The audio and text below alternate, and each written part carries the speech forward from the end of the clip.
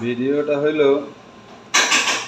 চামচা পাউসাডা নূর আর রাশিদদের উদ্দেশ্যে।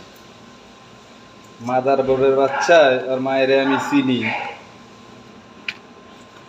মাদার চোদে বলে প্রবাসীরা নাকি কাজে ফাঁকি বেঁধে দেয়, কাজ করে না। চিন্তা করে দেখেন, সাইডের কথা তো বাদই দিলাম, রুমে পাক করতে আইসা অবস্থাটা দেখেন, ঘাম কিভাবে পড়তেছে।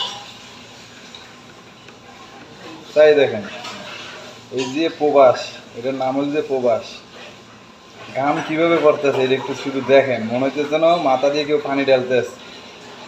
এই শুধু এই মাছ করতে আসছি, চিংড়ি মাছ করতে আসছি, ঠিক আছে। এটা পাকঘর না, এই রুমটা পাকঘর না, পাকঘরের সাইডে পাশের রুমে বইয়া চিংড়ি মাছ করতেছি। দেখেন অবস্থা কিভাবে পড়তেছে, একটু চাইয়া দেখেন। মনে হচ্ছে যেন কেউ পানি ঢাইলে দিতে আসছে। আর এই মাদার বোর্ডের বাচ্চায় আর মায়ের আমি চিনো কয় প্রবাসীরা নাকি কাজে ফাঁকি বেঁধে দেয়।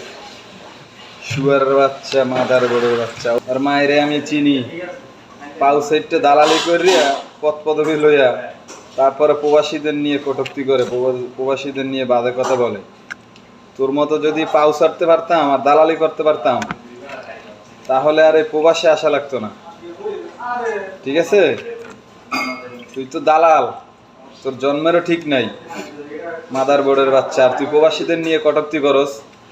হ্যাঁ, প্রবাসীরা তোর বাপের তা খায় না তোর মার তা খায়। এ মাদারের বাচ্চা, গায়ের রক্ত পানি কইরা তারপরে কামাই করে খায় প্রবাসীরা।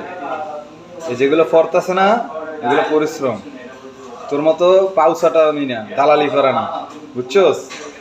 এগুলো পরিশ্রমের পড়তেছে, দেখছোস। হ্যাঁ, দেখ অবস্থাটা দেখ। তোর মতো দালালি করে না, পাউসাটা না, পাউসাটা নূর আর রাশিদ দেয়া মাদার বোর্ড, দেখছোস। বাদ দেখতে যাইতেস।